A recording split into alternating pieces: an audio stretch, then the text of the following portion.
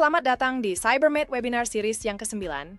Topik kita kali ini adalah Human Error versus Hacker. Siapa yang lebih berbahaya?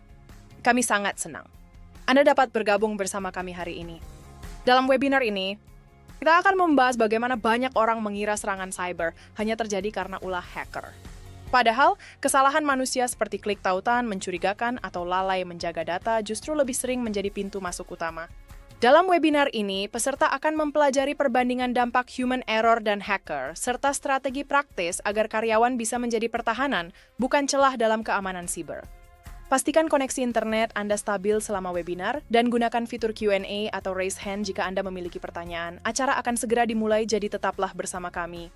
Terima kasih atas kehadiran Anda, dan selamat menikmati sesi ini.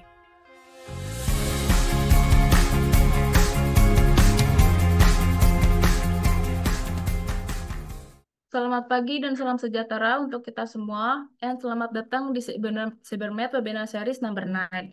Terima kasih kepada Bapak Ibu yang telah meluangkan waktu untuk bergabung di webinar pagi hari ini. Semoga Bapak atau Ibu selalu diberikan kesehatan dan juga semangat yang luar biasa. Perkenalkan, nama saya Nurami Latifah dan Bapak atau Ibu bisa manggil saya Latifah. Saya bagian dari tim marketing CyberMate dan pada pagi kali ini saya berkesempatan menjadi pembuka acara pada webinar CyberMate Series ke-9 ini. Nah, webinar seri 9 ini berjudul Human Error versus Hacker. Siapa nih yang lebih berbahaya? Nah, Bapak atau Ibu, ketika berbicara tentang keamanan siber, ada dua sisi ancaman yang sama-sama bahaya. Di satu sisi, hacker terus mengembangkan serangan yang semakin canggih untuk menembus pertahanan digital. Dan di sisi lain, ada human error. Kesalahan sederhana yang tanpa disadari bisa membuka celah masuk bagi serangan tersebut. Nah, keduanya ini sering saling melengkapi dan memperbesar dampak insiden siber. Lalu melalui webinar hari ini, kita akan bersama-sama mengupas pertanyaan utama. Siapa sebenarnya yang lebih berbahaya? Human error atau hacker? Nah, kita juga akan melihat berbagai studi kasus nyata, serta membahas langkah-langkah konkret agar organisasi mampu memperkuat pertahanan, terutama di titik paling rentan, yaitu dari manusia itu sendiri. Nah, sebelum memulai, izinkan saya memperkenalkan narasumber kita yang pertama, yaitu Ibu Restia Mugiono. Nah, Ibu Restia Mugiono ini sendiri lulusan dari D4 Sekolah Tinggi Sandi Negara tahun 2009 dari jurusan Teknik Persandian Bidang Minat Rancang Bangun Peralatan Sandi. Nah, Bu Restia Mugiono sendiri ini mempunyai pengalaman bekerja sebagai proyek tata kelola keamanan informasi siber sebagai freelancer, lalu juga mempunyai pengalaman kerja sebagai pendampingan klien untuk implementasi ISO 27001 di PT Sertifikasi Nasional Indonesia, lalu menjadi manajemen aset dan manajemen resiko di PT Mitra Teknomadani, dan juga Direktorat Kepatuhan dan Manajemen Resiko. Selain itu juga pernah menjadi Direktorat Keamanan Siber dan Sandi Pemerintah Daerah Deputi 3 di BSSN, Direktorat Penanggulangan dan Pemulihan Pemerintah Deputi 3, dan juga Jaringan Puskaji Komsan Deputi 3. Luar biasa sekali ya pengalaman beliau yang tentunya akan sangat bermanfaat untuk sesi kita hari ini. Nah, narasumber kita yang kedua adalah Bapak Rifki Renaldo, founder dari CyberMate sendiri. Bapak Rifki berlatar belakang Akademi Science, dan saat ini sedang menekuni riset di ranah ilmu perilaku dalam konteks keamanan siber nih. Nah, Bapak Rifki Renaldo sendiri ini tentunya berpengalaman sebagai founder dari CyberMate, lalu Chief Operating and Innovation Officer di PT MSBU Konsultan Indonesia, sebagai Direktur Utama PT MSBU Arta Investama, MSBU Group, perusahaan holding yang menaungi berbagai inovasi bisnis inovatif seperti CyberMate, Koneksi, MSBU Konsultan, Rempel, dan Equiten. Berpengalaman juga nih, lebih dari 10 tahun di industri IT dan SaaS. Dan juga memiliki rekam jejak profesional yang kuat dalam bidang IT staffing and recruitment, customer experience SaaS, anti-money laundering, serta human cyber risk management. Dan untuk membantu jalannya diskusi, telah hadir juga Nur Fatihah Sakina sebagai moderator acara hari ini dari tim marketing CyberMate. Tapi sebelum sesi dimulai, saya ingin menyampaikan nih bahwa jika Bapak atau Ibu ada pertanyaan, boleh langsung aja ya dituliskan di kolom Q&A. Jadi nggak usah menunggu, alias langsung aja ditanyakan di kolom Q&A ya. Nah, pertanyaan terbaik akan mendapatkan voucher senilai Rp50.000. Jadi silakan manfaatkan kesempatan ini untuk bertanya langsung kepada narasumber. Lalu tanpa berlama-lama lagi, untuk itu saya serahkan kepada host kita, yaitu Fatih. Lalu kita persilakan untuk memulai sesi. Baik, terima kasih banyak Mbak Latifa atas persembahannya ya gitu. Oke, perkenalkan Bapak dan Ibu, nama saya Nur Fatihatul Sakinah ya, bisa dipanggil Fatih gitu. Lalu saya bagian dari tim marketing Cybermed nih, dan insya Allah hari ini saya akan memandu jalannya diskusi pada siang kali ini dengan tema Human Error versus Hacker. Siapa sih yang lebih berbahaya gitu. Telah hadir nih bersama kita semua, yaitu Ibu Restia Mugiono. Halo Bu. Halo Mbak Fatih, Gimana Bu, kabarnya sehat? sehat Mbak, Alhamdulillah. Alhamdulillah. Oke, Ibu Restia ini seorang praktisi keamanan cyber ya, teman-teman, dan juga pegiat literasi digital di media sosial yang akan berbagi insight seputar terkait dengan pertarungan klasik antara human error dan juga hacker gitu. Lalu pembicara kedua kita yang tidak kalah spektakuler yaitu dari Bapak Rifki Reynaldo. Selamat pagi, Pak. Ya, pagi Fatih. Senang bisa bergabung lagi di series yang ke-9 berarti ya. Iya, Alhamdulillah Pak. Kita dari running udah dari eh, series pertama sampai series ke-9 ya Pak ya. Dan saya nggak pernah absen ya. Betul, betul sekali. Kabarnya gimana Pak? Sehat ya, Alhamdulillah ya. Alhamdulillah. Alhamdulillah. Nah, Bapak Rifki Rinaldo ini adalah founder dari CyberMed gitu ya. Beliau akan berbagi nih, berbagi pandangan terkait dengan gimana sih pendekatan edukasi digital bisa membuat pelatihan keamanan tidak sekedar formalitas aja, tapi benar-benar menjadi budaya sehari-hari di perusahaan seperti itu. Tadi saya juga mendapatkan informasi seperti itu ya, kalau seandainya kan Bu Restia ingin memaparkan materinya terlebih dahulu seperti itu ya Bu ya. Iya benar, saya ada materi dikit. Oke, siap. Nanti mungkin saya persilakan kepada Bu Restia untuk memaparkan materi. Setelah itu baru kita akan diskusi. Nah, diskusinya ini jatuhnya adalah seperti ngobrol ya, teman-teman. Jadi kalau misalkan teman-teman mau ada pertanyaan, boleh langsung kirim aja ke kolom Q&A di bawah ini. Nanti akan langsung saya tanyakan pada Bu Restia dan juga ke Pak Rifki pada saat jalannya diskusi seperti itu ya. Jadi jangan malu-malu. Tinggal dimasukin aja pertanyaannya di kolom Q&A seperti itu. Oke, biar gak lama-lama lagi nih Bu Restia gitu ya. Boleh monggo untuk memaparkan materinya. Silakan Bu. Terima kasih Mbak Fatih. Saya izin share screen.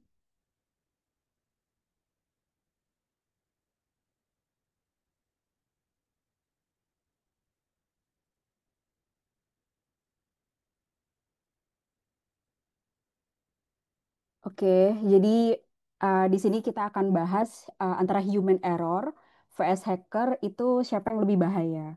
Nah, sebelumnya saya ada quotes dikit ya. Ini dari Sun Tzu.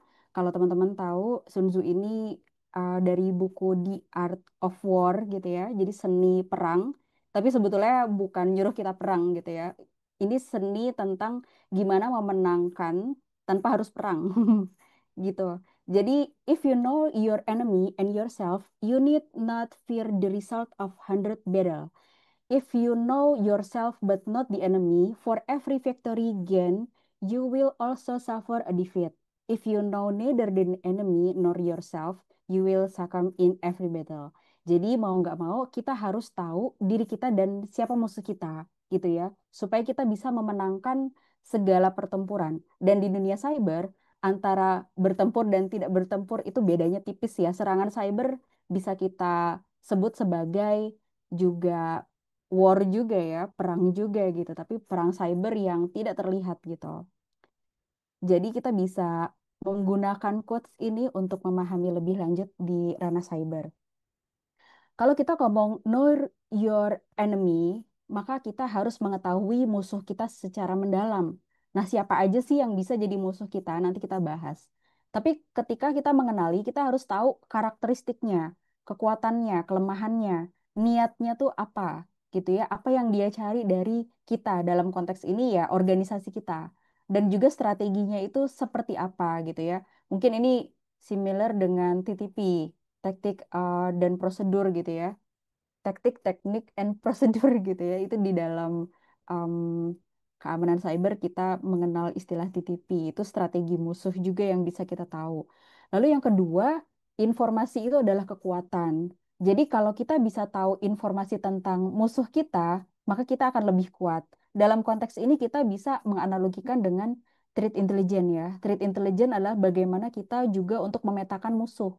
Selain mencari apapun ancaman di dalam dunia cyber, Threat intelligence juga berguna untuk memetakan musuh kita secara lebih detail. Lalu yang ketiga, kenali kondisi musuh dan juga lingkungan. Mengetahui posisi, medan tempur, situasi kekuatan, kelemahan musuh. Nah, ini konteksnya di perang, tapi kalau di um, dalam konteks cyber ya kita mengetahui bagaimana kekuatan musuh secara lebih detail, apa-apa yang bisa mereka lakukan dan seperti itu ya. Jadi track recordnya itu kita harus mengenali secara lebih detail. Lalu adaptasi dan fleksibilitas. Setelah kita mengenali musuh kita, maka kita harus membuat strategi, di mana dari situ kita mungkin melakukan perubahan bagaimana untuk defense-nya dan apapun yang mungkin terjadi dalam pemetaan antara musuh dan organisasi kita. Itu jadi konteksnya dari know your enemy. Kemudian, ketika kita paham konsep dari know yourself, kita harus memahami kekuatan dan kelemahan. Kalau di perang, sumber daya, kondisi fisik, moral, kekuatan pertahanan, mentalitas. Tapi kalau di konteks cyber, kekuatan dan kelemahan ini adalah bagaimana sih posisi dari kontrol ya, terutama di aspek people, proses, teknologi, and physical gitu. Jadi dari situ kita paham kekuatan kita dan kelemahan kita di aspek kontrol itu. Kemudian yang kedua, know yourself juga bisa dengan melakukan penilaian diri, yaitu self-assessment dan secara objektif. Ini akan membantu untuk mengambil keputusan yang realistis dan strategis. Nah, self-assessment-nya juga salah satunya nanti kita bahas ya, itu untuk melakukan risk assessment, itu berdasarkan NIST. Kemudian melakukan kesiapan dan persiapan. Kesiapan itu readiness, persiapan itu preparation, dua hal yang beda ya. Tapi konteksnya adalah bagaimana menyiapkan langkah-langkah strategis supaya nanti bisa dieksekut secara efektif dan efisien gitu ya. Setelah itu menjaga keseimbangan. Kita juga harus mengelola kekuatan dan kelemahan kita untuk dari organisasi kita supaya tetap seimbang gitu ya. Jadi effortnya berimbang gitu, uh, tidak hanya untuk defense tapi juga memang untuk dioperasionalkan itu sangat memungkinkan gitu. Tapi dengan konteks tetap tidak memberikan celah untuk mengeksploitasi kelemahan apapun di organisasi. Nah, ketika kita bahas ancaman, kita ngomong masalah threat source ini, itu sebetulnya konteksnya ada yang berupa manusia, ada yang berupa environmental, ada yang juga berupa dari aset gitu ya. Tapi dalam konteks personil, kita membahasnya dari konteks adversarial, musuh tadi, atau accidental, yaitu human error. Nah, kalau musuh itu ada yang individual, ada grup, organisasi, dan juga nation state gitu ya. Jadi musuh itu kalau individual bisa berupa outsider atau bahkan insider. Jadi orang dalam itu bisa berpotensi jadi musuh ya. Mungkin dengan alasan apapun gitu, misalnya jadi ketidakpuasan terhadap kebijakan internal atau seperti apa. Nah, itu ya insider itu juga terpetakan lagi. Ada insider biasa, trusted insider, atau privileged insider ya. Trusted insider adalah insider yang sudah dikatakan orang terpercaya, tapi kalau privilege dia punya hak akses khusus di organisasi. Kemudian kalau grup ada yang ad hoc atau yang established gitu ya. Kemudian organization itu bisa berupa kompetitor, supplier, partner gitu ya, mitra kerja, itu konteksnya orang ketiga atau juga customer. Dan yang terakhir ada nation state. Nah, kita harus petakan adversarial kita atau musuh di organisasi itu apa. Selain itu, kita juga harus memetakan untuk accidental, ini konteksnya individual aja ya. Apakah itu bisa dilakukan di level user atau privilege user atau administrator. Nah, dari situ kita harus melakukan penilaian lebih jauh terhadap sejauh mana kerugian yang bisa dilakukan oleh mereka. Nah, kalau dalam konteks musuh, sejauh mana kerugian yang bisa dilakukan, itu ada tiga faktor. Ada kapabilitas, ada niat, dan sasaran. Nah, kita harus bisa memetakan dari masing-masing musuh itu, kapabilitas yang mereka lakukan itu sejauh mana kemampuannya. Kemudian niatnya itu apa? Kemudian sasarannya kepada siapa gitu ya. Nah, dari situ kita bisa mengkategorikan very high, high, moderate, low, very low, atau nanti dipetakan ke angka juga bisa, tapi intinya adalah kita menilai dulu sejauh mana gitu. Dan ini mungkin kalau teman-teman paham konteks manajemen risiko ya, ini relate ke hal seperti itu karena ini adalah yang diatur di NIST 800 SP 830 tentang conducting risk assessment gitu. Nah, setelah kita melakukan penilaian dampak gitu ya, ini kita juga bisa juga melakukan penilaian dampak untuk konteks human error. Nah, human error ini kita bisa menilai apakah dia bisa sejauh mana dampaknya, seserius apa gitu ya, em, tingkat keparahan yang mungkin bisa dilakukan itu juga tergantung dari apa sih kapabilitas yang terkait sama human tadi gitu. Apakah dia sebagai user biasa itu bisa kapabilitasnya sejauh mana sih kalau melakukan error gitu ya. Bisa jadi user biasa karena tidak memiliki privilege, tapi dia megang finansial kantor gitu. Nah, itu kan dampaknya juga mungkin kalau ini dampak dalam kapabilitas IT ya, nanti kita bisa pemetaan untuk dampak dalam kategori finansial juga. Jadi hal-hal yang seperti itu bisa kita petakan sehingga kita punya em, kategori dampak yang mungkin terjadi apa?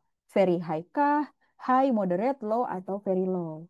Nah, dari kita harus memetakan dari situ baru kita bisa menyimpulkan bahwa lebih berat mana nanti antara akibat dari hacker atau dari human error dari penilaian dampak tersebut. Nah, setelah itu kita melakukan tentu saja kita menerapkan kontrol-kontrol yang sesuai. Dalam konteks ini juga kontrol yang bersifat pencegahan gitu ya. Itu kita bisa melakukan untuk hacker pencegahan proaktif menggunakan tools yang relevan gitu ya untuk mencegah secara proaktif, melakukan update and patch, hardening, kemudian juga deteksi dininya itu juga harus baik ya sehingga terjadi serangan pun bisa terpantau apalagi insiden. Kemudian segmentasi jaringan juga harus diperhatikan supaya organisasi itu secure by design. Kemudian keamanan autentikasi juga perlu ditingkatkan supaya ketika sudah login maka ya apapun yang bisa dilakukan ya sudah sesuai dengan autentikasinya karena autentikasinya sudah kuat gitu. Kemudian respon dan mitigasi terhadap serangan maupun insiden. Kemudian juga memberikan pelatihan dan kesadaran keamanan. Nah, kalau di human error, kita juga harus memberikan pelatihan dan edukasi. Ya, konteksnya supaya memahami ya apa saja sih resiko-resiko yang bisa terjadi di uh, dengan privilege yang mereka punya. Kemudian SOP-nya juga harus lebih ketat untuk meminimalisir kesalahan dari level human error. Juga melakukan otomatisasi dan pengawasan untuk menghindari human error. Kemudian juga melakukan backup dan recovery pemulihan dari data sehingga jika terjadi apapun, maka kita selalu punya data yang valid untuk bisa melakukan proses bisnis dengan data tersebut. Kemudian juga pengelolaan akses yang ketat. Bagaimana akses itu diberikan kepada orang yang tepat, bukan sembarangan dan harus sesuai gitu. Nah, dari situ The Art of War itu mengajarkan kita untuk tidak tergantung dari kemungkinan uh, musuh itu menyerang atau tidak menyerang, tapi bagaimana readiness kesiapan kita untuk bisa mengatasi musuh gitu ya.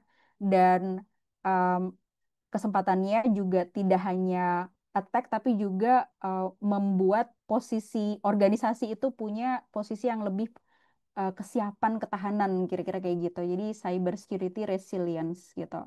Dari saya sekian, saya kembalikan lagi ke Mbak Fatih. Alright, terima kasih banyak Bu Resti atas pemaparan singkatnya ya. Saya sebenarnya udah mulai ada gambaran nih dikit-dikit gitu, tapi not gonna lie, saya juga masih banyak pertanyaan gitu ya Bu ya. Nah kita akan masuk langsung aja ke sesi diskusinya gitu. Saya mau mulai dari pemanasan dulu kali ya. Kita biar tanya terkait dengan hal-hal dasar dulu gitu untuk memahami konteks yang lebih dalam gitu nantinya. Oke, tadi kan Bu Resti kan sempat bilang nih kalau seandainya ancaman cyber itu bisa datang dari dalam organisasi. Nah, menurut Bu Restia ataupun Pak Rifki gitu ya, kira-kira apa sih perbedaan mendasar nih terkait dengan antara serangan hacker dengan juga human error? Monggo, mungkin bisa dijelaskan lebih lanjut dari Bu Restia ataupun dari Pak Rifki. Iya, eh, yang mendasar dari mungkin buka slide lagi aja kali ya. Iya, Dari boleh. hacker dan human error yang mendasar itu ya tadi di kalau kita petakan dari sumber ancaman itu ya. Jadi kalau dari pemetaan ini dari NIST SP830. Jadi ketika kita ngomong hacker itu kita anggapnya hacker itu adalah adversarial gitu ya. Jadi itu yang mendasarnya memang dia itu punya tujuan yang khusus gitu, niat yang khusus untuk menghancurkan organisasi gitu. Sementara kalau human error itu tidak ada tujuan khusus untuk menghancurkan organisasi gitu. Mungkin yang Mm-mm. mendasar dari tujuan si pelakunya dulu ya. Kalau Iya, iya, iya. musuh otomatis dia memang sengaja, tapi kalau human error dia tidak sengaja gitu. Oke.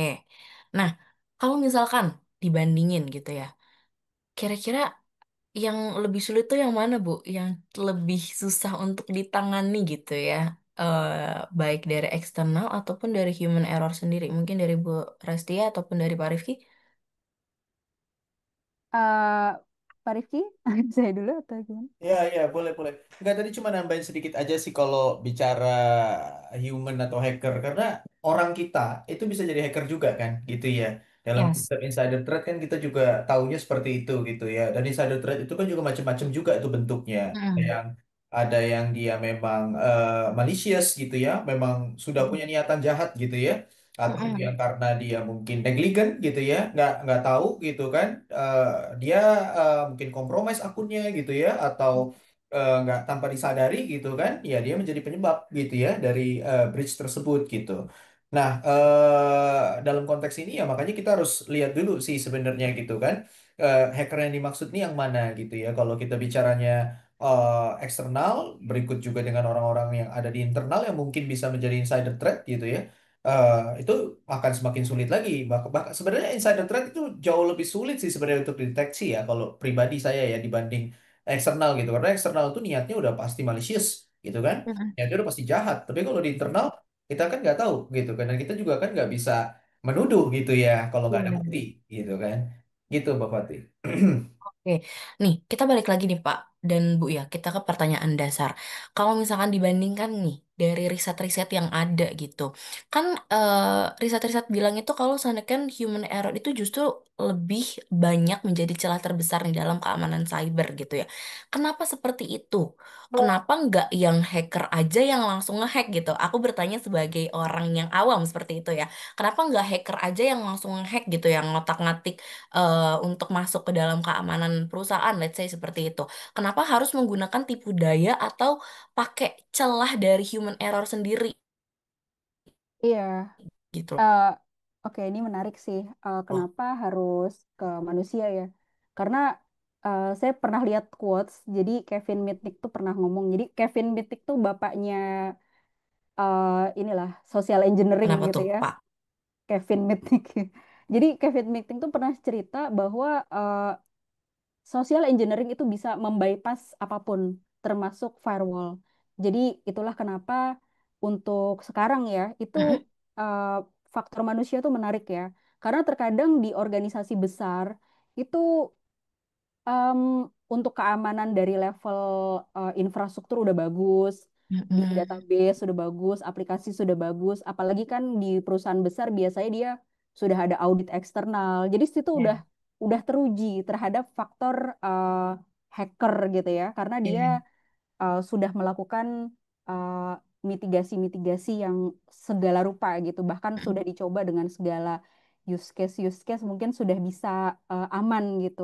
Mm-mm. Tapi ternyata memang eh, kelemahan itu selalu di level manusia ya. Jadi kalau Mm-mm. saya mungkin ini agak psikologis ya.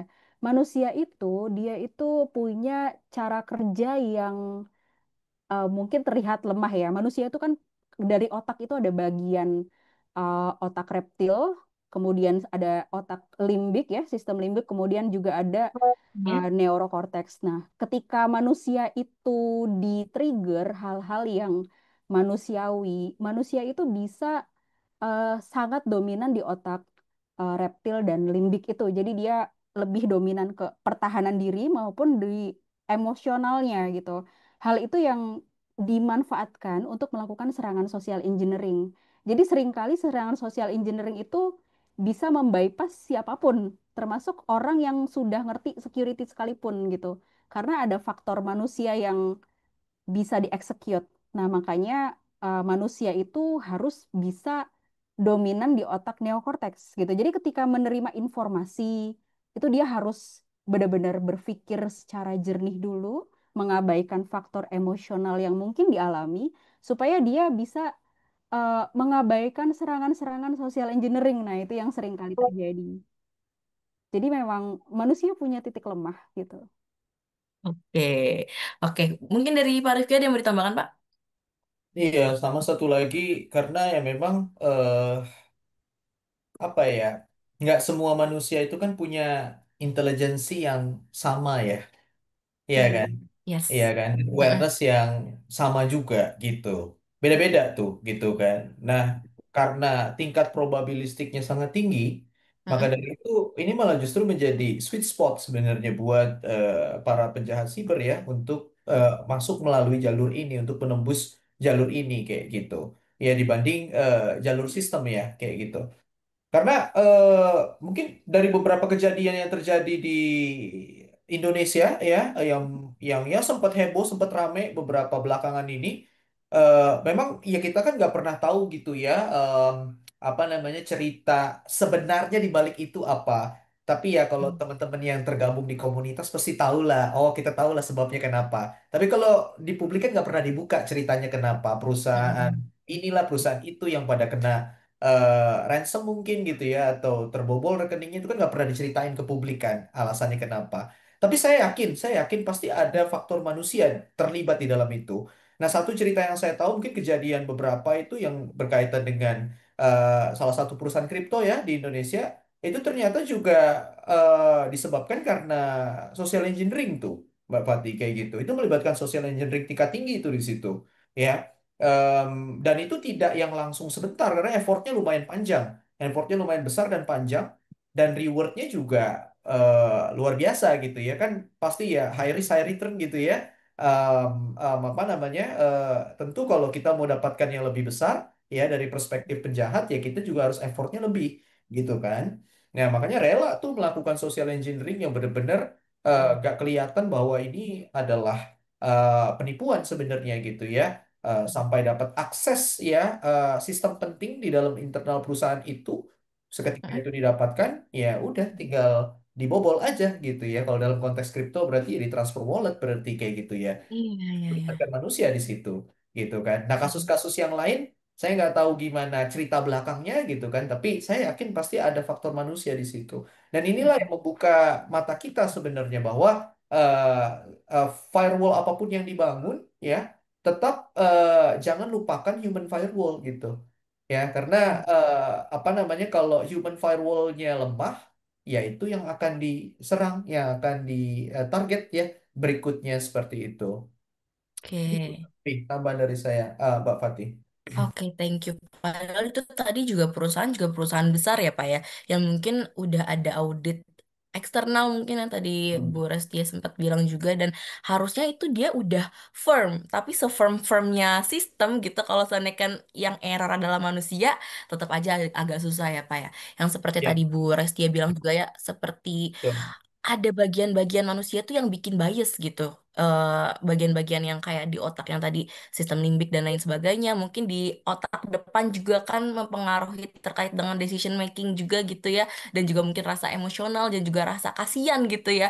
Yang mana manusia tuh juga beda-beda banget juga intelijensi dan decision makingnya gitu.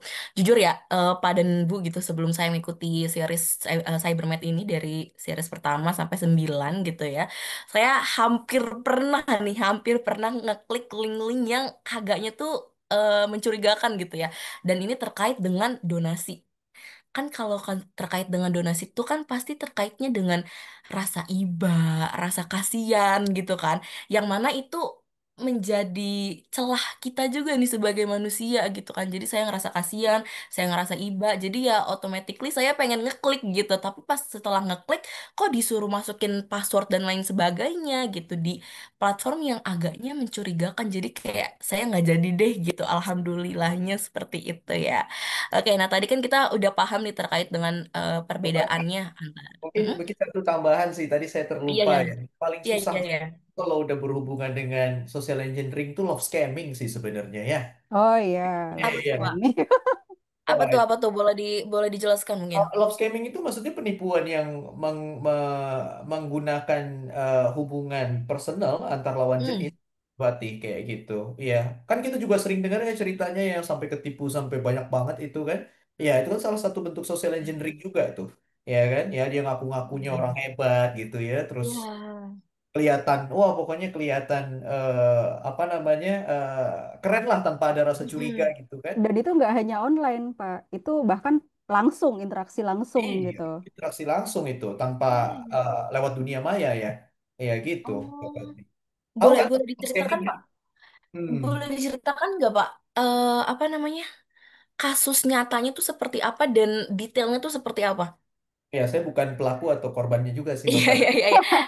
Dari ceritanya, dari cerita-cerita yang ada maksudnya. Ya dari cerita yang ada ya mungkin ya ya apa namanya ya simple kenal di sosial media gitu ya. Mm-mm. Terus dia berpura-pura memerankan Mm-mm. seseorang gitu ya, aktor seseorang Mm-mm. gitu kan. Ya mungkin dia bilang pengusaha ya bla bla bla bla bla bla. Ya Mm-mm. ada ketertarikan emosional di situ ya kan. Oh Nah, ya ya ketika ya ya sudah ya. terjerumus sampai dalam barulah dia keluar Ya. dari situ. Jadi sudah dipikirkan exit plan-nya itu. Dari awal tuh Ya, exit plan itu itu sudah serem dipikirkan banget sih. gitu kan. Kapan dia harus Iya. exit dan dalam kondisi apa dia harus exit. Ketika dia udah exit, udah yang ditinggalkan itu yang merasa hancur pastikan di situ gitu. Ya, Yes, mungkin itu udah juga kehilangan. teknik social engineering juga gitu kan. Mm. Mungkin udah kehilangan apa ya Pak? Udah kehilangan decision making yang clear gitu ya, karena udah bias antara Betul, emosionalnya itu, betul. gitu. Betul, common sense-nya udah jadi hilang gitu kan. Karena kan Mm-mm. memang senjata yang paling utama bagi kita sebagai individu untuk kita bisa memerangi kejahatan social engineering gitu Mm-mm. ya, atau mungkin penipuan-penipuan lainnya adalah common Mm-mm. sense kan, logika Iya, dasar, iya. gitu kan? Iya, Jadi betul betul. sebetulnya untuk mengatasi serangan social engineering itu adalah kita bagaimana meningkatkan cara berpikir kita secara jernih gitu. Jadi Oke. kalau itu tidak bisa dilakukan gitu ya, entah itu Mm-mm. ada vulnerability di level manusianya sendiri Mm-mm. gitu ya, itu Mm-mm. nggak akan bisa untuk mengatasi serangan social engineering, pasti ketipu lagi dengan berbagai modus kayak gitu. Oke, oke, ini menarik nih. Tadi kan juga kita udah tahu nih human error sama risikonya seperti apa gitu ya. Tadi ada konsep menarik juga ya berkaitan mungkin terkait dengan yang dibahas tadi gitu. Tadi aku melihat di slide-nya Bu Resti ya gitu ya ada kata-kata seperti ini. Know your enemy and know yourself gitu ya. Ya bener ya Bu ya.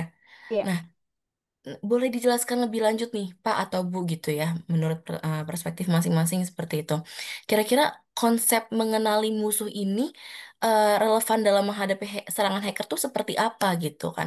Tadi kan sempat ada juga tuh beberapa poin ya, seperti kenali musuh secara mendalam gitu, mungkin terus terkait dengan informasi adalah kekuatan dan lain sebagainya gitu. Mungkin boleh dijelaskan lebih lanjut dari Bu Resti dan juga Pak Rifki?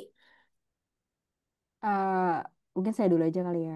Yes. Jadi tadi itu ketika bahas know your enemy, kita Mm-mm, mungkin relate dengan di dunia cyber ya. Jadi mm-mm, ketika kita punya, misalkan kita punya firewall gitu. Di dalam firewall itu kan pasti suka ada IP-IP yang mungkin terdetek dia itu melakukan serangan yang berbahaya gitu. Nanti mm-mm, akan muncul semacam warning atau alert. mm-mm, Nah, dari situ kita harus cari tahu IP itu tuh berasal dari mana. Dari situ kita mm-mm, bisa petakan itu kira-kira dari mana sih asalnya, apakah dari kompetitor jangan-jangan, atau dari personal gitu ya, script kiddie gitu, atau dari nation state aktor. Nah, gitu. Dari semacam, mungkin kalau IP bisa berubah-ubah, tapi dari jenis serangan itu ya, dari cara yang dilancarkan ke dalam organisasi, kita kenal ada yang istilahnya TTP, taktik, teknik, and prosedur gitu ya. Itu dari situ kita bisa mengenali kira-kira dari apa yang terpantau gitu ya. Atau kita bisa juga pakai Honeynet gitu, Honeypot. Honeypot itu semacam tools yang digunakan dan ditaruh di organisasi untuk mengelabuhi. Nanti kalau ada hacker-hacker yang newbie sih pasti kalau yang masuk ke honeypot itu dia melancarkan apa gitu, dia memberikan malware apa. Nah dari situ kita bisa melakukan pemetaan terhadap enemy kita di ranah cyber itu siapa. Nah itu konteksnya untuk memetakan enemy itu yang menggunakan metode dari threat intelligence itu gitu. Nah dari situ kita bisa create report untuk mengetahui threat aktor ini dari misalnya grup grup apa namanya, terus yang dilakukan itu TTP-nya seperti apa, itu kita bisa memetakan dari situ. Nah, dari situ juga kita bisa memetakan mereka itu ketika melancarkan serangan itu ke organisasi itu seperti apa yang Mm-mm. dilakukan. Nah, dari situ kita punya pengetahuan yang lebih detail, tapi Mm-mm. berdasarkan rekam jejak di ranah cyber. Nah, Mm. konteksnya kayak gitu. Kebayang nggak Mbak maksudnya gitu. Jadi dari kita searching lah gitu, internet itu memberikan kita semua informasi, asalkan kita cari itu gitu ya. Dengan apa yang ada di perimeter keamanan kita Mm. ter terekam lah gitu, jejak-jejak digitalnya. Kita bisa mapping tuh si pelakunya siapa. Nah, dari situ kita bisa membuat perkiraan lebih detail. Mereka ke organisasi kita bakal melakukan apa nih berdasarkan rekam jejak mereka terhadap korban-korban yang lain gitu. Jadi itulah konteks dari threat intelligence itu. Kita gunakan untuk mengetahui siapa musuh kita di ranah cyber gitu I see. kira-kira. Oke. Kalau dari Pak Rifki, Pak, ada tambahan? Ya, kalau dari saya sih sebenarnya gini ya, apa namanya? Mm. Saya dulu tuh pernah sharing ya apa yang ada di layar Mm. sekarang ini terlihat ya. Yes, terlihat. Iya, jadi ini konsep human risk management ya. Jadi human risk Mm. management ini kan sebuah konsep untuk bagaimana kita bisa mengukur ya risiko Mm. siber manusia secara Mm. kontinu gitu ya, secara kontinu, Oke. secara berkelanjutan ya. Jadi memang di dalamnya itu ada beberapa parameter gitu ya untuk kita bisa menilai dari awal sampai kita bisa membuat pemetaan risiko nih mana yang very high risk, mana yang very low. Seperti itu. Nah, untuk bisa kita melakukan pemetaan itu gitu ya. Ya, tadi kalau dikatakan know your enemy itu konteksnya lebih ke arah enemy yang dari luar gitu kan. Kalau dalam konteks di internal gitu ya, melalui pengukuran risiko siber ini dengan konsep HRM, itu kita sebenarnya juga bisa tahu adakah enemy di dalam internal kita gitu ya. Oke. Dengan kita mengetahui tingkat risiko dari masing-masing karyawan, kita bisa melihat mana yang very high risk. Oh, ini dia punya potensi berarti ini, gitu ya. Dia punya potensi menjadi insider threat mungkin yang bagian negatif, gitu ya. Bukan yang malicious ya. Kalau yang malicious ya mau apapun juga agak susah ya kita Iya. ketahui niat orang memang dari awalnya udah mau menghancurkan internal kita gitu. Tapi at least yang insider threat yang kategori negligent tadi itu kita bisa discover gitu kan. Ya, ini kan bisa jadi enemy juga sebenarnya buat internal kita. Nah, maka dari Mm. itu kita butuh untuk treatment gitu ya, treatment yang sifatnya personalized untuk dia agar apa? Agar ya dia tidak bisa menjadi enemy gitu loh. Dia dia berbalik ke arah positif gitu buat kita. Seperti Mm. jadi jadi sudah ada sebenarnya konsepnya, tinggal bagaimana cara kita melakukannya saja. Gitu. Itu kalau saya jawab dari pandangan human cyber risk ya, Pak Fatih. I see. Oke, Pak. Mungkin tadi kita langsung aja ya, Pak ya. Kan dari sekian banyak strategi pencegahan gitu Pak terhadap hacker mungkin terkait dengan firewall gitu ya atau mungkin patching gitu atau MFA seperti itu. Nah, kira-kira mana ini yang paling efektif dan pertanyaan ini juga sama nih sama pertanyaan yang diajukan oleh Mas Reza Hashim ya dari Universitas Airlangga yang ada di kolom Q&A gitu. Katanya banyak organisasi nih Pak yang berinvestasi miliaran rupiah untuk teknologi firewall atau enkripsi atau AI gitu ya. Tapi pada akhirnya ya satu kesalahan kecil kayak penggunaan password yang lemah atau kayak yang tadi klik link berbahaya itu bisa menihilkan seluruh investasi yang miliaran rupiah itu gitu.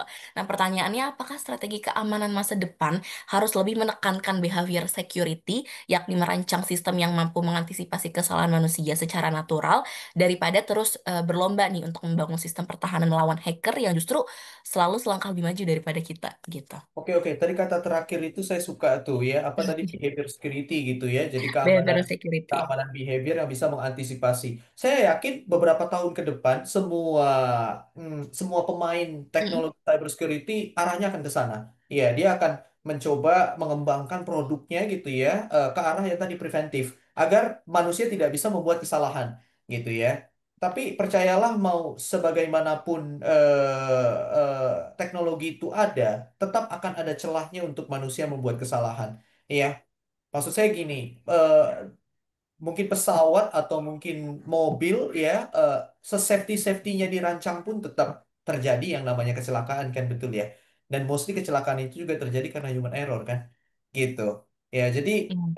ya itu tadi, kalau kita ibaratkan teknologinya sebagai kendaraannya dan Mm-mm. orang yang mengendarai kendaraan itu adalah humannya gitu ya, Mm-mm. pasti ada tetap potensinya. Nah, pasti arahnya akan ke sana.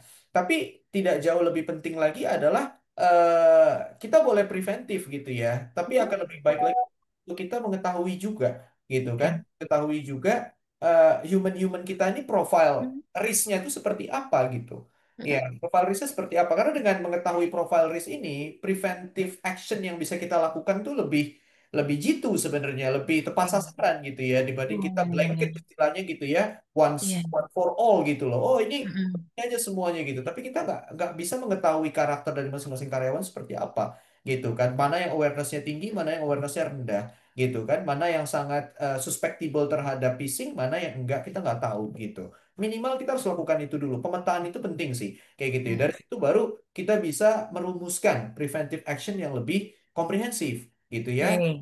Eh, dari faktor tadi ya people proses sampai ke teknologinya gitu. Gak cuma teknologinya aja yang kita bicarakan.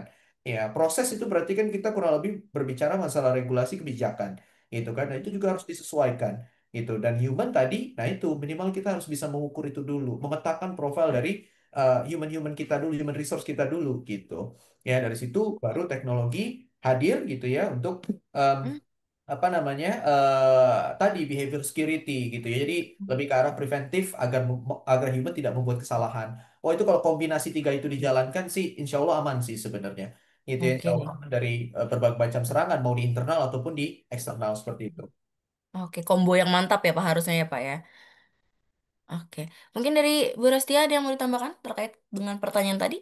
Iya, tambahan dari saya adalah kalau Mm-mm. kontrol itu kita nggak cuma ngomong people, proses, teknologi, tapi ada Mm-mm. satu lagi yaitu physical gitu ya. Physical, Physical oke. itu aspek yang penting ketika kita bahas di ISO aja ada physical control gitu. Physical control ada berupa CCTV, kemudian Oke. pemantauan entry point, dan Mm-mm. itu eh, ya dengan segala macam ya gitu ya untuk aspek fisikal itu penting karena aspek fisikal itu aspek fundamental di cybersecurity gitu ya. Katakanlah kita sudah mengamankan dari sisi networknya, kemudian dari sisi database-nya, aplikasinya, tapi ternyata data centernya itu bisa dijebol dengan menggunakan orang masuk secara fisik dan melakukan sabotase, huru hara atau ya sabotase sih gitu itu bahaya banget gitu. Jadi aspek fisikal ini juga tetap penting karena kalau misalnya secara fisik diobrak-abrik data centernya ya udah nggak ada gunanya juga gitu. Jadi uh, aspek kontrol yang harus diperhatikan menurut saya berimbang ya, nggak cuma aspek people aja. Jadi harus people proses gitu ya. People berarti tadi menguatkan dari human risk-nya itu supaya bisa Oke. terkontrol dengan baik. Proses juga tata kelolanya, SOP-nya, kebijakannya, standarnya gitu ya. Kemudian teknologinya yang dipakai untuk secara proaktif, preventif gitu ya maupun dari fisikalnya juga. Bagaimana fisikal itu supaya kita bisa secure secara fisik gitu. Jadi jangan sampai itu terabaikan juga dari aspek fisikal karena uh, kita pasti tahu ya rekan-rekan ya bahwa social engineering itu juga ada yang terjadi secara fisik gitu ya. Di dalam data center itu awareness satpam-satpam data center, satpam gedung itu juga harus ditambahi awareness untuk social engineering secara fisik. Kalau enggak, iya hacker masuk gitu ke dalam ruangan-ruangan yang berbahaya dan itu damage-nya juga serem juga. Iya, iya, iya, benar-benar. Berarti ada tiga nih key-nya. People, lalu teknologinya, sama physical. Empat, Satu lagi? people, proses, Oh ya, oke. people, proses, teknologi, and physical. Physical. Oke, I see. Got it. Udah masuk kepala aku yang awam ini, ternyata. Nah, tadi kalau misalkan terkait dengan empat tadi, salah satu kan ada people tuh ya, yang mungkin aja menjadi salah satu apa ya, salah satu key dari keamanan cyber ini gitu. Nah, menurut Bu Restia ataupun Pak Rifki gitu ya, strategi edukasi yang seperti apa gitu yang sekiranya efektif biar karyawan atau si people ini tuh benar-benar aware nih dan menjadikan keamanan ini tuh sebagai budaya kerja yang emang udah pakem, udah firm di otaknya mereka gitu. Gimana nih Pak Rifki? Saya Ya, duluan kali ya. boleh, boleh, boleh. Aku yang jawab Iya, dulu ya. Aku mau coba jawabnya pakai materi ya, Fatri. oh, oke. Bentar, oke.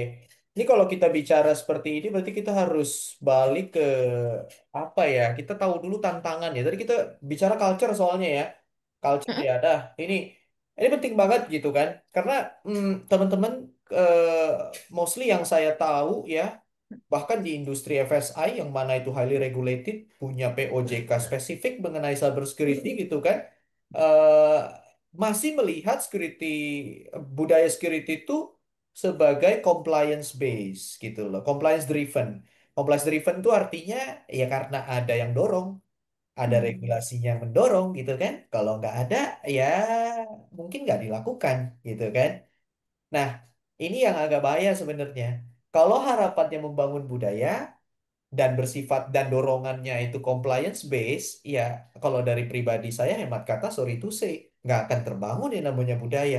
Toh compliance base artinya kalau kalau kebutuhan regulasi itu dicabut, udah balik lagi kan ke budaya masing-masing gitu.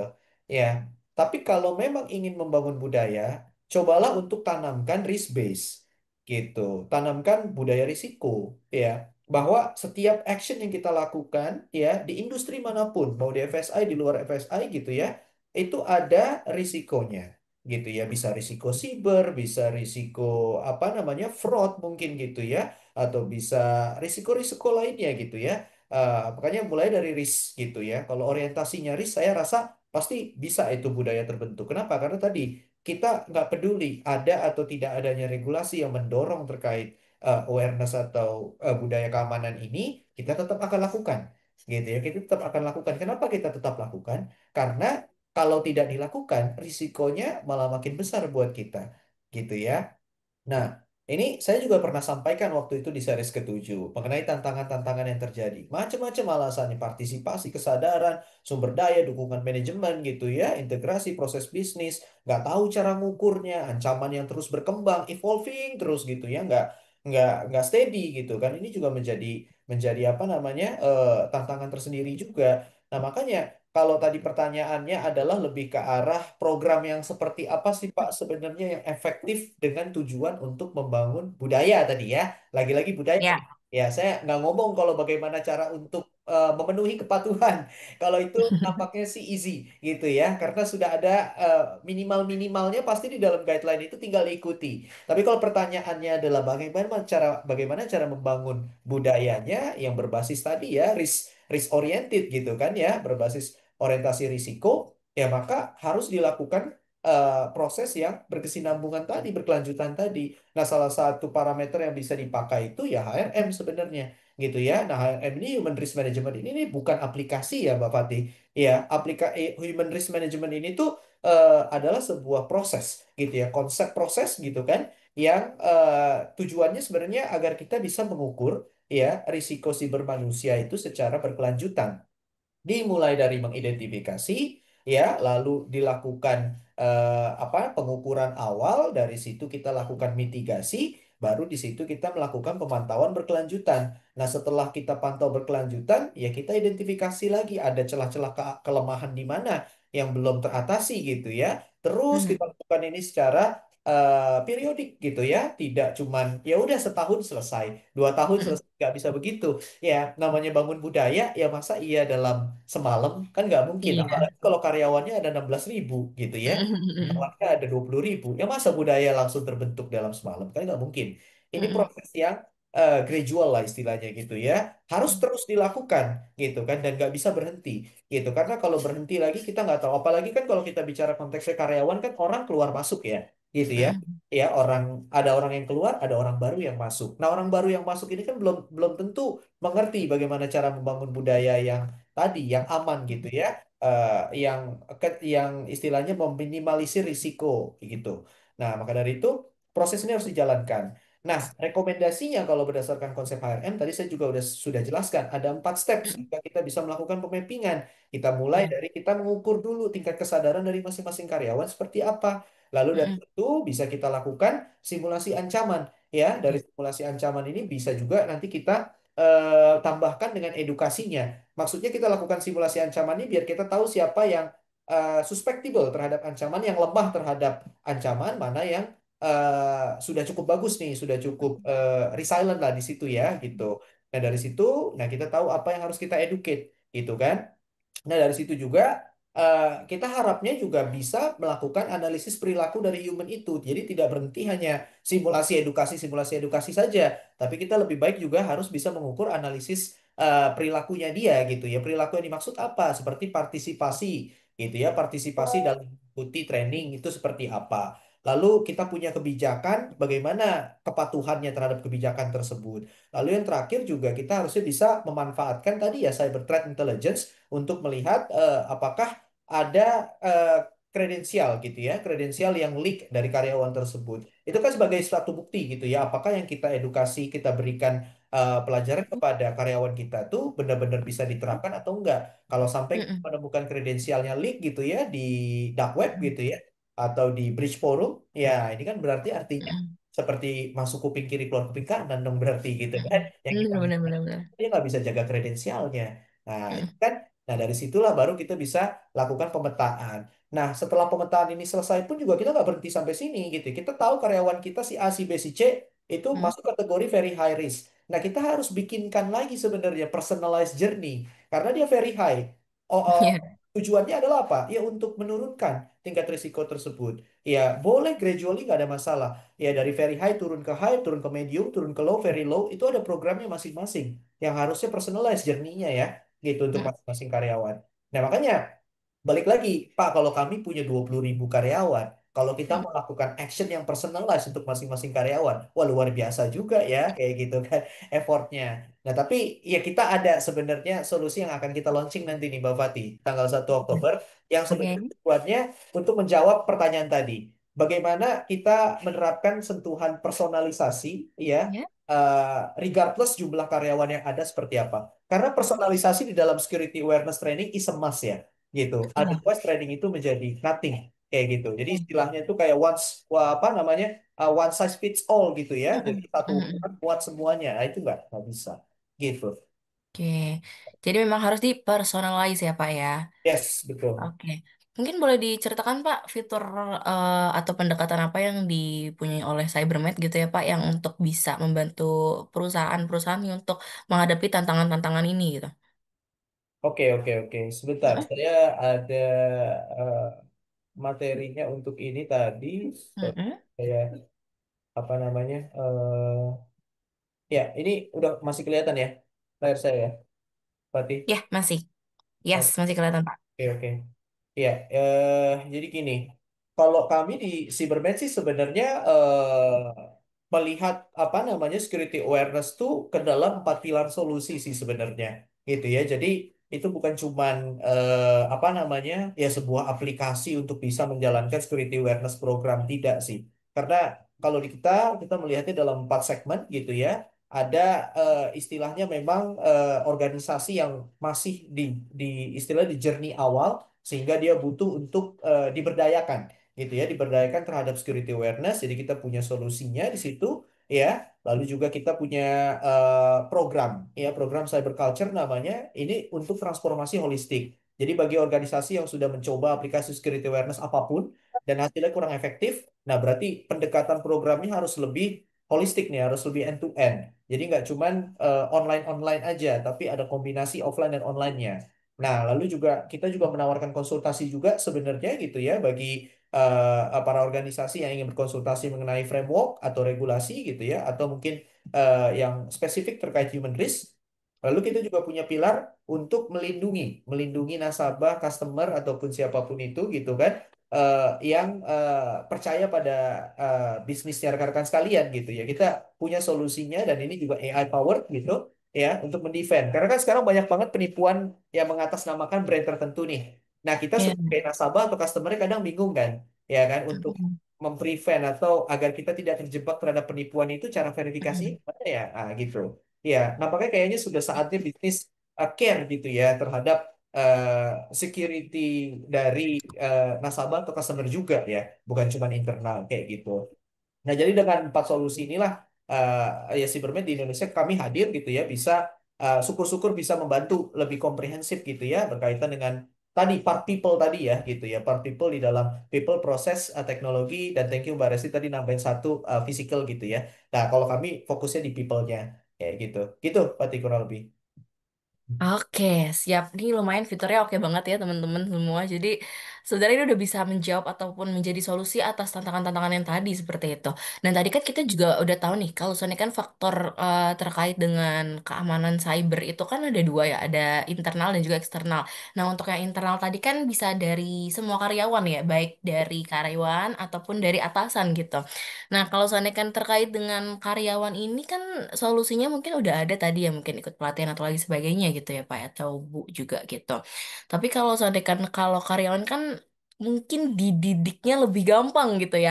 Nah, pertanyaan saya sama nih sama Mas Jimmy Segers ya. Gimana sih cara menyampaikan pemahaman kepada pimpinan mengenai perbandingan risiko antara human error dengan serangan hacker, sorry, serta metode apa yang paling efektif untuk memastikan pimpinan benar-benar memahami dampak dan juga langkah mitigasinya di kementerian. Monggo boleh dari Brestia ataupun dari Pak Rifki. Gimana, Pak Rifki? Saya duluan ya, nggak apa-apa. Iya, Mbak Resti dulu lah mungkin. Oke, jadi ketika di kementerian, Mbak, jujur ini PR besar banget ya, karena Oke, oke. terkadang untuk faktor human risk itu uh, Mm, paling krusial itu di level pimpinan yang nggak aware. Dan oke. sulit sekali untuk membuat pimpinan itu aware dengan Mm, hal-hal di cybersecurity, karena mereka mungkin mementingkan antara proses bisnis lah, pencapaian kinerja lah, atau apa gitu, mm, yang kadang-kadang tuh tabrak sana sini gitu. Oleh mm, karena itu strateginya agak menarik sih. Karena pimpinan itu nggak bisa dididik mudah ya gitu ya. Iya. Nggak, dan kadang-kadang level dari apa risk appetite-nya juga serem gitu, terlalu terlalu Mm, nekat gitu. Makanya mm, cara-cara yang setahu saya paling pakem adalah menghadirkan narasumber yang punya profil yang terpandang menurut para pimpinan di kementerian. Jadi oke. untuk bisa ngomong itu nggak bisa tuh dikeluarkan kayak pembicara selevel saya gitu, kayak siapa sih Restia gitu kan? Itu nggak bisa. Harus dikeluarkan pembicara yang udah kondang, yang mungkin profesor gitu ya, mungkin punya jabatan entah itu dekan, rektor, atau jabatan yang wow lainnya yang dipandang oleh mereka. Sehingga kalau Mm, eh, yang istilahnya tuh kalau pejabat itu generasi baby boomer, ya cari narasumber yang generasi baby boomer juga. Insya Allah mereka akan nurut sih gitu. Omongannya lebih didengar daripada kalau yang ngomong tuh kayak selevel saya gitu, kayak apa sih lo gitu. Jadi anak itu kecil menariknya gitu di ya situ. nganggapnya ya. Iya itu anak Mm, kemarin sore gitu ya. Apa iya. sih gitu. Itu menariknya gitu Mbak. Jadi kita punya strategi gitu. Terus juga eh, membicarakannya juga tidak terlalu teknis, harus bahasa-bahasa yang level bisnis gitu ya. Harus yang bahasa level pimpinan yang mungkin dengan gaya yang agak bercanda lah atau agak informal, tapi Mm, juga tetap punya sasaran yang jelas gitu. Jadi strategi cara penyampaian security awareness-nya berbeda dengan kalau kita ngomong penyampaian security awareness ke karyawan. Itu beda banget gitu. oke, balik lagi ke human influence lagi ya Mbak ya berarti. Yes. Mm, oke, mungkin dari Pak Rifki ada yang mau ditambahkan? Pimpinan ya, iya ini memang Yes. selalu menjadi apa ya, selalu menjadi bottleneck yang terbesar. Kadang gini loh, kadang timnya itu udah menggebu-gebu nih, Pak. Kita harus Mm, bangun budaya nih, Pak. Kita nggak bisa compliance compliance driven nih ya. Kita mm, harus risk risk oriented lah gitu. Kita harus risk mm, driven gitu. ya. Mm-mm. Tapi dari atas biasanya bertanya gitu kan, ya apa gitu kan, urgensinya gitu, apa pentingnya gitu kan buat kita. Ya, eh, mungkin kalau salah satu tips yang bisa saya berikan adalah tadi benar yang mungkin disampaikan oleh Mbak Restia itu bisa dipakai gitu ya. Jadi memang harus ada pembicara yang senior, yang segenerasi gitu ya untuk mengatakan kenapa itu penting gitu kan. Mungkin akan bisa lebih didengar betul. Ya, sama mungkin tips yang berikutnya adalah eh apa namanya gini, kadang tuh kita baru bergerak ketika kejadian terjadi. Ya, sama kayak di internal grup kami juga, kami pernah menjadi korban juga sebenarnya gitu ya, menjadi apa namanya korban serangan juga, dan itu ya lumayan lumayan mengguncang reputasi juga gitu ya as a business gitu kan, dan kami tuh baru melakukan tergerak melakukan pembenahan gitu ya, tergerak melakukan peningkatan keamanan bahkan sampai ke awareness gitu kan. Itu semua terjadi ketika sudah ada kejadiannya gitu. Nah, mungkin satu juga yang harus diselipkan selain kita berbicara kepada pimpinan itu apa pentingnya, apa urgensinya gitu ya. Ya bisa juga diceritakan kalau misalkan organisasi kita gitu ya menjadi salah satu yang terdampak gitu kan. Mm-mm. Efeknya apa buat organisasi itu gitu kan. Dampak yang akan terjadi apa. Dan kalau bisa dampak itu disajikan dalam bentuk numbers gitu ya. Dalam Data ya, Pak. ya, ya dalam bentuk rupiah kalau bisa bahkan kayak Iya, gitu. iya, iya. Kalau risk ini terjadi gitu kan, hitung-hitungan aja gitu kan ke bawah zet, wah kurang lebih kerugian yang bisa kita capai ya sekian, sekian ratus miliar misalkan kayak gitu. Ya, Iya. saya simpel aja Mbak Fatih kayak PDP deh. Ya, itu PDP itu kan ada sanksinya itu BTW. Ya, itu PDP itu ada sanksinya. Nanti kalau lembaga PDP udah berdiri, itu Mm-mm. akan mulai ada mungkin sedikit sedikit dorongan ya gitu ya. Karena di situ jelas dituliskan bagi organisasi yang gagal gitu ya dalam melakukan perlindungan data pribadi itu Oke. 2% loh dari omset. Oh. Iya, itu besar kan? Oh. Kalau omset Iya, setahun iya, perusahaan yang sudah level up gitu ya, sudah iya. level Iya, iya. berapa? 2% lumayan loh itu ya Iya, terasa. iya, iya. Nah, itu aja itu salah satu contoh realnya aja kayak gitu. Itu kan Mm-mm. berarti kan ada risk yang harus dijaga gitu. Nah, Iya, makanya iya. tadi gitu ya, sebisa mungkin kita ayolah mari jangan compliance driven gitu ya. Compliance is a Oke. good gitu ya, ada regulasi itu. Kita naik satu level untuk menjadi yang risk driven gitu ya. Artinya ada atau tidaknya regulasi, kita tetap harus bangun budaya aman seperti itu.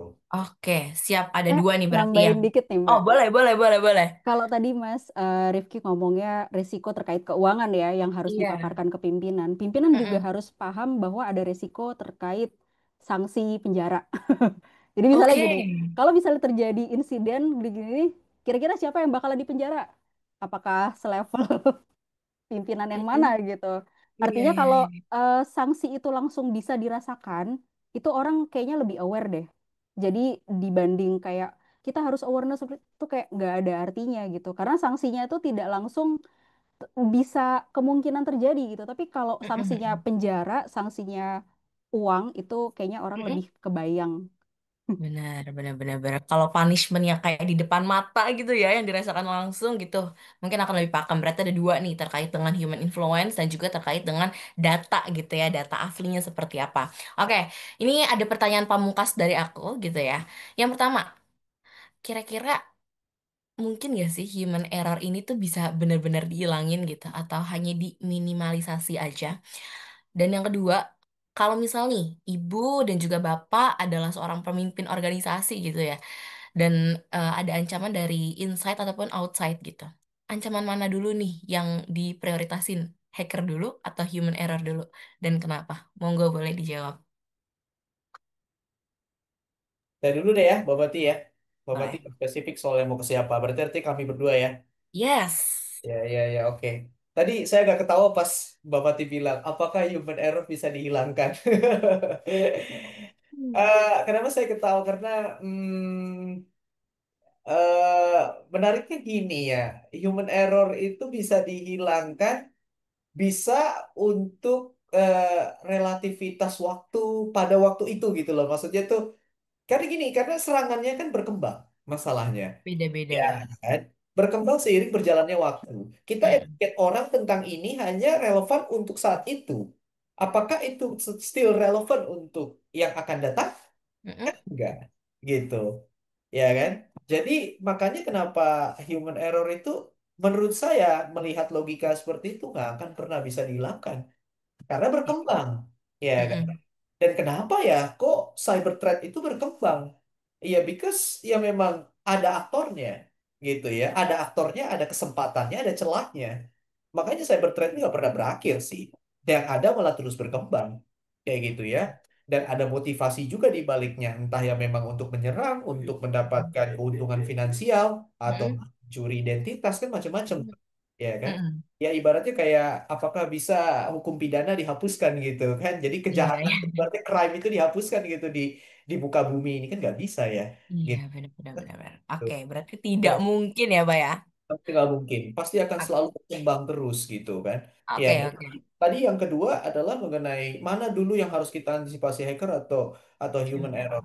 Kalau menurut saya sebenarnya nggak mau ambil posisi ya, pilih antara Mm-mm. salah satu maksudnya ya. Iya, Kalau saya iya. lebih pengen dua-duanya sih. Sebenarnya dua-duanya ini harus diantisipasi ya secara paralel kalau bisa gitu ya. Tapi kalau nggak bisa, ya berarti kan gini, ibaratnya eh, ngebersihin apa yang ada di sekitar kita yang dekat dengan kita nampaknya kan jauh lebih mudah kan daripada Iya. membersihkan sesuatu yang kita nggak yang jauh dari kita lah ibaratnya kayak gitu ya Mm-mm, kan mm-mm. artinya apa Iya, iya. artinya human Oke, error oke. humannya ada di sekitar kita gitu kan bagian dari kita bagian dari organisasi kita kenapa nggak kita benahi itu dulu dan biasanya yang dekat-dekat gini costnya Ah, biasanya nggak tinggi malah justru yang jauh-jauh begitu tuh yang costnya tinggi tuh iya. gitu kan kalau untuk Iya, dicegah iya, iya, gitu ya, iya, iya. diobati gitu kan jadi mulailah dulu dari yang dekat-dekat dulu gitu kan ya eh, tadi sistem firewall udah terbangun sorry Mm-mm, human firewall udah terbangun sistem firewall dibangun juga gitu kan mm-mm, lengkap jadinya kayak gitu kan plus tadi mungkin ada physical juga tadi ya physical ada polisi juga gitu kan yang menjadi penyertanya gitu kan jadi mm-mm. kalau kalau saya sih sebenarnya tadi idealnya adalah dua-duanya bisa dijalankan secara paralel ya. Jadi Oke. action untuk mencegah sisi hacker, action untuk Mm-mm. mengatasi human error dijalankan paralel. Tapi kalau ada keterbatasan waktu dan resource, ya bolehlah kita fokus dari yang dekat-dekat dulu, which is ya human error. Oke. Alright, alright. Got it, Pak. Kalau misalkan dari perspektifnya dari Bu Restia, seperti apa? Mungkin di perspektifnya Ya, dari Pak Rizky seperti itu.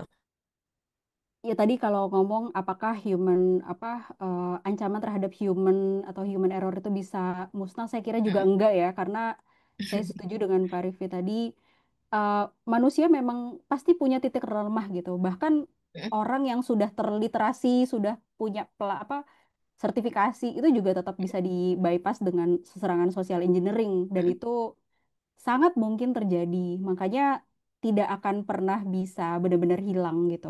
Makanya yang bisa cuma diminimalisir. Makanya program security awareness itu harus jadi program yang dilakukan terus-menerus gitu. Nggak bisa tahun ini doang terus dilasa, oh dari aspek karyawan udah punya security bagus nih, tahun depan kita nggak perlu program ini, tuh nggak bisa gitu. Jadi itu sesuatu Mm-mm. yang harus dilakukan dari tahun ke tahun gitu ya, karena informasi itu disampaikan harus dikit sedikit dikit gitu, entah melalui Mm-mm. email gitu ya, broadcast email, webinar, pelatihan di LMS, kemudian juga bisa juga kita bikin tim agent of change gitu. Jadi Mm-mm. harus ada inovasi-inovasi untuk membuat program security awareness, dan itu harus terus-menerus.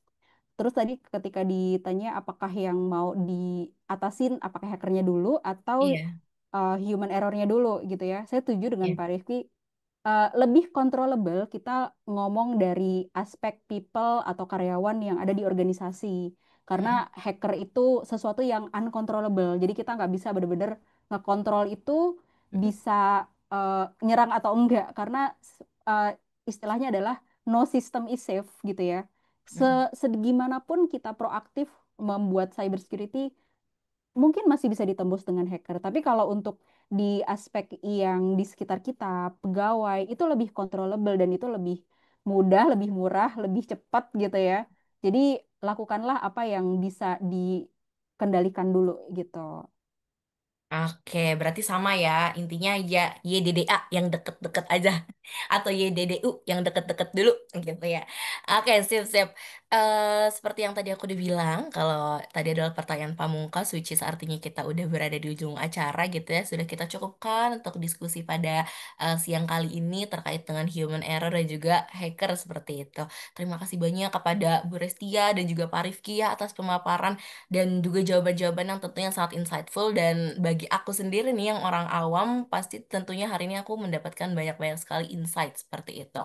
Dari diskusi hari ini kita bisa melihat nih bahwa ancaman keamanan cyber ini gak cuma datang dari hacker aja gitu ya, tapi terkait dengan serangan teknisnya juga, tapi justru terkait dengan hal-hal yang sederhana, yaitu apa? Yaitu human error gitu. Seperti lupa logout misalkan, atau kayak klik link mencurigakan, atau mungkin terburu-buru nih untuk membuka lampiran yang bisa aja lampirannya ini jalan bagi hacker nih untuk masuk lebih jauh ke sistem kita gitu. Artinya mau teknologi secanggih apapun, kita tetap tidak cukup nih untuk melakukan keamanan cyber kalau seandainya tanpa kesadaran dan juga perilaku yang aman dari manusianya. Ya kuncinya pada apa? Kuncinya pada ada dari edukasi yang konsisten, terus budaya kerja yang mendukung juga, serta solusi yang bisa membuat karyawan ini lebih aware gitu terhadap risiko digital. Oke, semoga sesi ini bermanfaat dan bisa menjadi bekal ya untuk aku dan teman-teman semua untuk memperkuat pertahanan organisasi kita semua ya, baik dari sisi teknologi maupun dari sisi manusianya juga. Sampai jumpa di acara berikutnya. Selamat siang dan mari tetap waspada dalam aktivitas digital kita sehari-hari. Saya kembalikan ke Mbak Latifah selaku MC. Silakan. Terima kasih kepada Ibu Restia dan Bapak Rifki atas pemaparannya yang sangat informatif. Dan kepada Fatih yang telah memandu jalannya diskusi. Sebelum kita menutup acara, kami ingin mengingatkan nih, mohon untuk mengisi survei singkat yang akan muncul setelah webinar selesai, serta masukan Bapak atau Ibu sangat penting untuk meningkatkan kualitas acara kami di masa mendatang. Nah, lalu pengumuman pemenang door prize akan disampaikan melalui email bersamaan dengan pengiriman rekaman webinar. Jadi, bagi Bapak atau Ibu yang menginginkan materi webinar pagi ini, silakan mengirimkan permintaan ke email webinar@cybermed.com.